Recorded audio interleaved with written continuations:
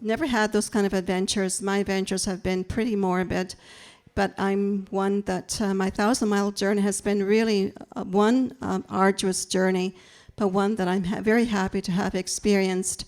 And so, as you can see, one of my favorite poems that I wrote in an attempt to try and heal myself was The Rose. The rose is a reflection of our personal growth. The thorns represent the challenges essential for our life's journey. As we overcome each challenge, we will inevitably bloom. So hopefully here that I have somewhat bloomed at this old age of 70, and there's still a lot more for me to grow and experience in life. My story is about the loss of my family members. But before I begin to tell you my sad story, the very first time I stood in front of an audience many, many years ago, I was probably in my early 30s, and I was trying to recruit some some people from my group that I had. And so I stood up on the podium, and before I finished reading those couple of lines, my whole body went into, I became so emotional. I was having an anxiety attack, and I was not able to read those couple of lines. The most embarrassing moment of my life. However, life goes on. The story I'm going to share with you tonight, however, is in a span of less than 15 years, my 3 brothers all died of cancer. They were under the age of 50. My older sister developed Alzheimer's. She was only 60, and that was following the death of her son, 40 years old.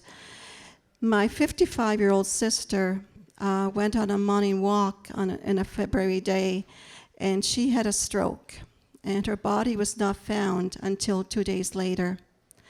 Although she survived the ordeal, she became brain damaged and had to be institutionalized for 15 years before she too passed.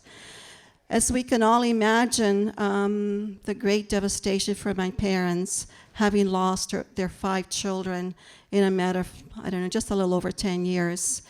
My mother escaped her earthly reality, and she too developed Alzheimer's. My father went senile, and he had to be institutionalized.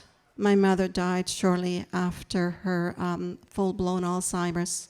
So here I was, the youngest of 6 children. They're all gone. My parents are gone. What do I do? I was severely depressed. Many times I was suicidal. I had developed all types of psychosomatic symptoms, chronic fatigue, heart palpitation, terrible arthritis, and I too wanted to die. And the reason that I did not commit this despicable act was that my fear that I would fail. And so I just continued the best I could. However, one day I received this amazing letter in the mail, and it had a message for me from a woman that I had befriended on one of my retreats that I had gone to, which was my saving grace. And as I read the letter, and the message in part read, "There is a purpose to your life. Why do you want to abort my mission for your life?" In that moment, something shifted in me. I stopped perceiving myself as the victim of life circumstances. Knowing that I had a purpose in my life just kept me going on. And so slowly I healed myself from all those symptoms that I had experienced for years. And life went on. However, one night, I was awakened. It was a nightmare. I was having a nightmare. And it seemed so real. And my dream was that I was coming around the cul-de-sac where I used to live, and my house was totally burned down. The house was engulfed in flames. I woke up screaming because it seemed so real. This dream seemed so real.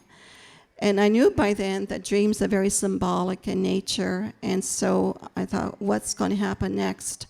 I've had all these losses. What else could I lose now? By this time, my daughters, I had 2 daughters, they were teenagers, and they were in high school, lo and behold. And my oldest daughter got herself involved with drugs. My 15-year-old daughter developed an eating disorder, bulimia, anorexia. It was at this time in my life that I truly was brought down to my knees. If anybody's ever had a major loss and you're not brought down to your knees, it is not a loss. And so what do? My daughters are in trouble. I do not have a supportive husband. And so I had to ask my daughter to leave home because we were all drowning.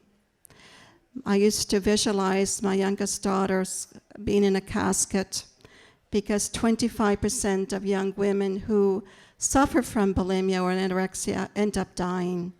So I was sort of preparing myself. I'm one of those people that likes to prepare for the worst, hope for the best, but prepare for the worst. It was also at this time that I quit my cushy job in the corporate world and I went back to school. I have been a student for 25 years. I'm still a student.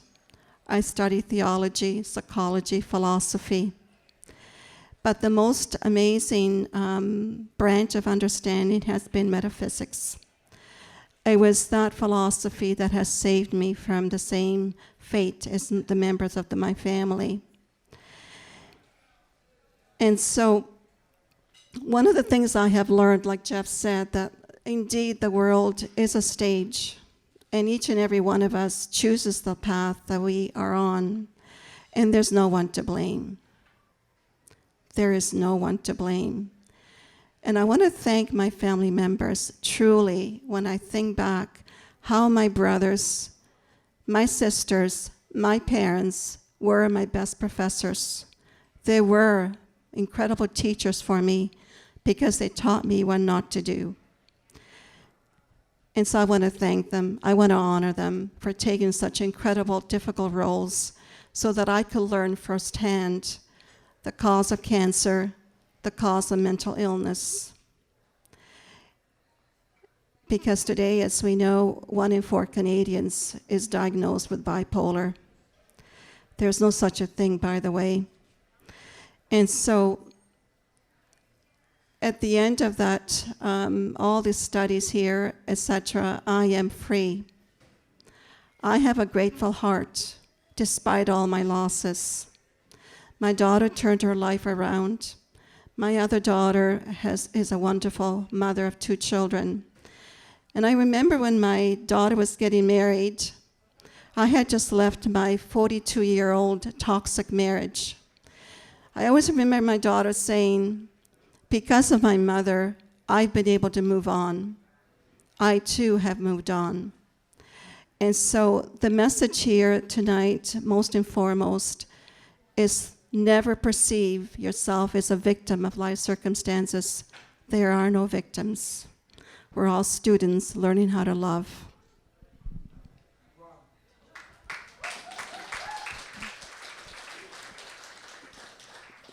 Like I said before, in one of the ways I've tried to heal myself is to write poetry.